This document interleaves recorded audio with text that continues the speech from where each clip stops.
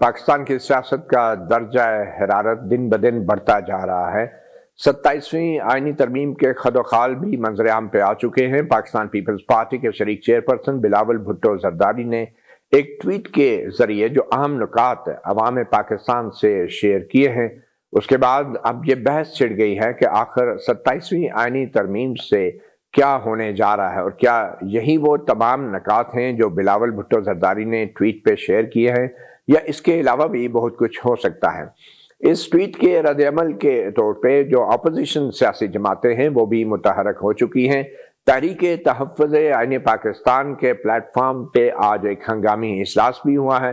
اس کی سربراہی صدر محمود خان اچکزئی کر رہے ہیں، اور آج کے اس ہنگامی اجلاس میں 27ویں آئینی ترمیم کے منظر عام پر آنے والے خد و خال کے حوالے سے بھرپور بحث بھی ہوئی، اور اس کا رد عمل بھی ہمیں دیکھنے کو مل رہا ہے۔ آج اسی حوالے سے ہم بات کریں گے ہمارے بہت ہی خاص مہمان بیرسٹر مصطفیٰ نواز کھوکھر، جو نائب صدر ہیں تحریک تحفظ آئین پاکستان، اور آج کے تحریک تحفظ آئین پاکستان کے اجلاس کے میزبان بھی۔ بہت شکریہ بیرسٹر مصطفیٰ نواز کھوکھر صاحب۔ یہ ایگزیکٹلی کیا معلومات ہیں آپ کے پلیٹ فارم کو حاصل ہوئی ہیں؟ کیا بلاول بھٹو زرداری کی ہی ٹویٹ ہے، یا کوئی دوسرے ذرائع سے بھی اس 27ویں آئینی ترمیم کے بارے میں آپ کو معلومات حاصل ہوئی ہیں؟ متی بھائی، کافی عرصے سے ہم 27ویں آئینی ترمیم کے بارے میں سن رہے تھے کہ حکومت پلان کر رہی ہے، بہت زیادہ اسپیکولیشنز تھیں، اور پھر ہم نے ایک بات سنی کہ حکومت انتظار کر رہی ہے کہ سپریم کورٹ بار کے الیکشنز ہو جائیں اور بار کاؤنسلز کے الیکشنز ہو جائیں، تو اس کے فوراً بعد پھر 27ویں آئینی ترمیم لے آئی جائے گی۔ اور حکومت کے ذہن میں یہ خدشہ تھا کہ اگر ہم نے ان الیکشن سے پہلے وکلاء کمیونٹی کے یہ جو الیکشنز ہیں، اگر اس سے پہلے ہم یہ ترمیم لے کر آتے ہیں تو اس کے پھر نیگیٹو کانسیکوینسز ہوں گے۔ تو ایسا ہی ہوا۔ اس ہفتے بار کاؤنسلز کے الیکشنز مکمل ہوئے، اور جیسے ہی مکمل ہوئے اس کے اگلے روز بلاول صاحب کی ٹویٹ آ گئی، یعنی کل کے روز، اور اس ٹویٹ کے ذریعے ہمیں پتہ چلا کہ 27ویں آئینی ترمیم کے اوپر باقاعدہ مشاورت حکومتی اتحادی جماعتوں میں جاری ہے، اور اس کے کچھ نکات جو بڑے ہمارے نقطہ نظر کے مطابق پاکستان کی فیڈریشن کے لیے، پاکستان کے اندر انڈیپینڈنس آف جوڈیشری کے لیے جو ہمارا ایگزسٹنگ سٹرکچر ہے سیپریشن آف پاورز کا، اس کے حوالے سے بہت ہی خطرناک نکات سامنے آئے۔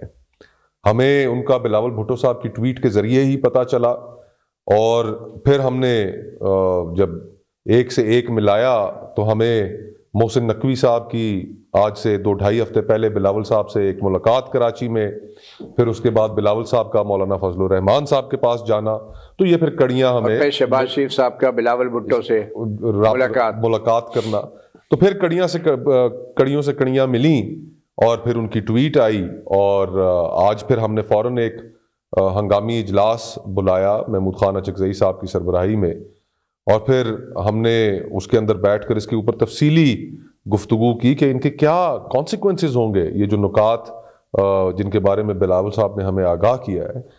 تو مگر بیرسٹر صاحب، اس کی کوئی تفصیلات تو سامنے ہے نہیں، اور وفاقی آئینی عدالت کے حوالے سے اصولی طور پہ تو آپ اختلاف کر سکتے ہیں، مگر اس کی تفصیلات نہیں ہیں۔ آرٹیکل 243 جس میں افواج پاکستان کے کمانڈ اور کنٹرول کا ذکر ہے آئین پاکستان میں، اس میں ترمیم کی کوئی تفصیلات نہیں ہیں۔ تو اور پھر NFC ایوارڈ کے حوالے سے ایک چیز تو واضح ہے کہ جو اس میں ایک پابندی لگائی گئی تھی کہ صوبوں کا شیئر کم نہیں کیا جا سکتا آئین کے اندر، اس پابندی کو ختم کرنے کی بظاہر تجویز ہے۔ تو ان تفصیلات کے موجود نہ ہونے کی وجہ سے آپ کے آج کا جو اجلاس ہوا ہے تحریک تحفظ آئین پاکستان کا، یہ کسی نتیجے پہ پہنچا ہے کہ کرنا کیا ہے آخر، اور کیا آپ کوئی متبادل تجاویز بھی دینے کو تیار ہیں؟ یہ بات بالکل آپ کی ٹھیک ہے کہ ابھی اس وقت ہمارے پاس ڈیٹیلز یا کوئی مسودہ ہمارے سامنے موجود نہیں ہے، لیکن ان کی ٹویٹ کے ذریعے ہمیں کنسیپچولی پتہ چل گیا ہے کہ حکومت کی انٹینشن کیا ہے اور وہ آئین کے ساتھ کیا کھلواڑ کرنا چاہتی ہے۔ اس میں اب ہماری انڈرسٹینڈنگ یہ ہے، اور آج بڑی تفصیل سے اس کے اوپر بات ہوئی، کہ بنیادی طور پر آرٹیکل 243 کی ترمیم وہ ہدف ہے، کانسٹیٹیوشنل کورٹ ہدف ہے، اور ججز کی ٹرانسفر اور پوسٹنگ ہدف ہے، اور باقی ساری چیزیں ایسے شور و غوغا ہیں۔ بلاول صاحب نے اپنی ٹویٹ میں ذکر کیا کہ تعلیم کی وزارت، بہبود آبادی کی وزارت، یہ حکومت نے ہمیں کہا ہے، ہمارے ساتھ شیئر کیا ہے کہ یہ وفاق واپس لینا چاہتا ہے. یہ وہ چیزیں ہیں کہ جو میرے خیال سے پاکستان پیپلز پارٹی ایونچولی ان کی جو سٹیٹمنٹ ہونی ہے وہ یہ ہونی ہے کہ ہم نے 18ویں ترمیم کے تحت بچا لیا اور یہ باقی چیزوں کے اوپر ہم نے ایگری کر لیا. تو یہ صرف اس کے لیے، جیسے مولانا صاحب نے 26ویں یعنی ترمیم میں کہا تھا کہ ہم نے بڑا ناگ مار دیا. بالکل. تو یہ ایک ان کی حکمت عملی ہے. میں خود پیپلز پارٹی میں رہ چکا ہوں. تو NFC کے حوالے سے آپ سمجھتے ہیں کہ پیپلز پارٹی اس کی حمایت نہیں کرے گی اور کریڈٹ لے گی آئینی عدالت بنانے کا؟ اور بالکل اصل میں مسئلہ کہاں ہے آپ کو اس ساری ترامیم میں؟ کچھ لوگوں کی رائے میں آرٹیکل 243 جو ہے فوج پاکستان کا کمانڈ اینڈ کنٹرول، اس میں جو تبدیلی ہے اصل مسئلہ وہاں پہ ہے. وہ اصل مسئلہ کیسے ہے؟ کیونکہ آپ نے بھی یہ کہا ہے کہ یہ سنا جا رہا ہے کہ ایک نیا عہدہ کمانڈر ان چیف کے نام سے قائم ہوگا، جبکہ موجودہ joint chief of staff committee کا نظام ختم کر دیا جائے گا اور صدر پاکستان سے افواج کی سپریم کمانڈ چھین لی جائے گی. اب دیکھیے، اس وقت تک تو سب سپیکولیٹو گفتگو ہیں، لیکن جو لوگ حکومت کے قریب ہیں یا اسٹیبلشمنٹ کے قریب ہیں، ان کے جب ہم کلپ سنتے ہیں، ان کی گفتگو سنتے ہیں، تو اس کے اندر اندیہ ہمیں یہی مل رہا ہے کہ انہی بنیادوں کے اوپر ترامیم انٹروڈیوس کرائی جائیں گی. اب سب سے پہلی بات یہ ہے کہ اگر وفاقی حکومت کے پاس کمانڈ اینڈ کنٹرول افواج کا نہیں ہوگا، سروسز چیف کی اپوائنٹمنٹ کا اختیار وہ بھی ایک بہت لمیٹڈ کر دیا جائے گا. وفاقی حکومت کو اگر پوسٹ آفس کا ڈاک خانے کا ہی اختیار حاصل ہوگا، وہ تو پہلے بھی تھا، پہلے ایسا اس طرح نہیں تھا، کم از کم ایئر فورس اور نیوی کے حد تک. لیکن اگر وہ بالکل ہی ڈاک خانے کا رول ہو جائے گا ایگزیکٹو کا، تو پھر سویلین بالادستی، سویلین سپریمیسی یہ کہاں گئی؟ دنیا میں جو بالکل ہی ایسی رجیمز ہیں کہ جہاں پر ٹوٹیلیٹیرین اور اتھارٹیرین نظام ہے، وہاں پر تو یہ باتیں چل جاتی ہیں.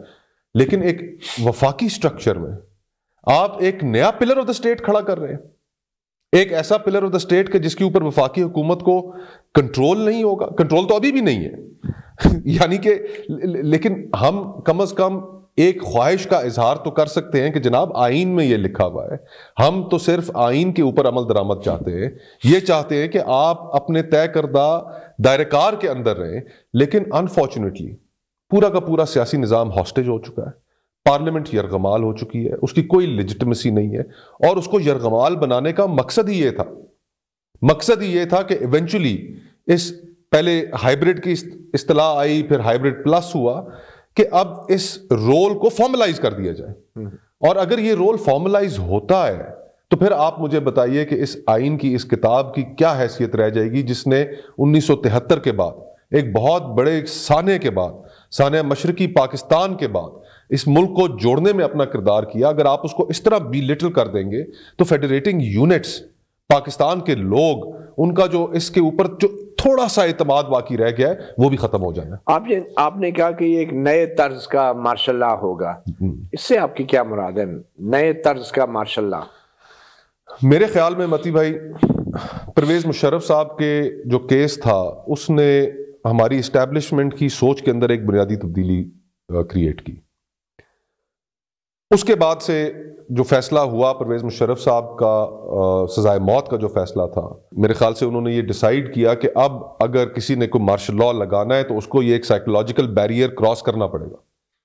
مارشل لا مہینہ رہتا ہے، سال رہتا ہے، 5 سال رہتا ہے، لیکن جس دن اس نے ختم ہونا ہے اس کے بعد یہ کانورسیشن آرٹیکل 6 کی شروع ہو جانی ہے.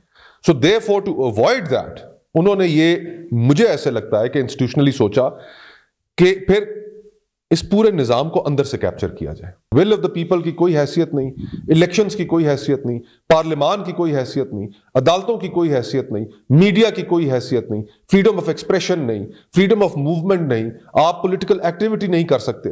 یہ سارا اچیو کر لیا گیا. تو یہ انٹینشن تھی اور اب اس کو فارملائز کر رہے ہیں. اور میں تو حیران ہوں، اور یہ بات کہتے ہوئے مجھے دکھ ہوتا ہے کہ میرا وقت گزرا پیپلز پارٹی میں، اور یقین کیجئے کہ پیپلز پارٹی کی جو تاریخ ہے اس کے اندر ایک ان کی کمٹمنٹ تھی ڈیموکریسی کے ساتھ، اس کانسٹیٹیوشن کے ساتھ، اس کی خالق جماعت. لیکن شہید بی بی کی وفات کے بعد سے لے کر آج کی جو پیپلز پارٹی ہے، یہ بالکل ہی ایک مختلف نوعیت کی پیپلز پارٹی بن چکی ہے. وہی میاں نواز شریف صاحب جو ووٹ کو عزت دو کی باتیں کرتے تھے آج سے 2-3 سال پہلے تک، آج ان کی کیا پوزیشن ہے؟ تو ہم سیاستدان بھی اپنے آپ کو بری ذمہ نہیں قرار دے سکتے. ہماری اس کے اندر کلوژن شامل ہے.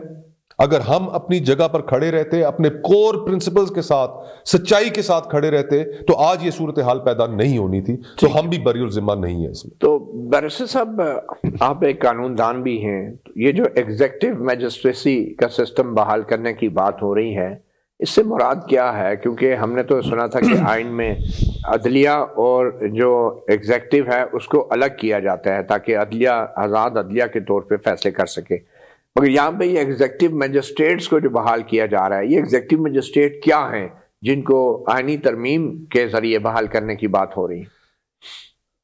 سیپریشن آف پاورز، کہ کوئی ادارہ مکمل طور پر اس کے پاس تمام طاقتوں کا وہ مرکز نہیں ہوگا، یہ آئین کا ایک بنیادی فیچر ہے. امریکہ ہو، برطانیہ ہو، پارلیمانی نظام سیاست ہو، صدارتی نظام ہو، یہ ان کا ایک بنیادی فیچر ہوتا ہے کہ absolute power corrupts, power corrupts and absolute power corrupts absolutely.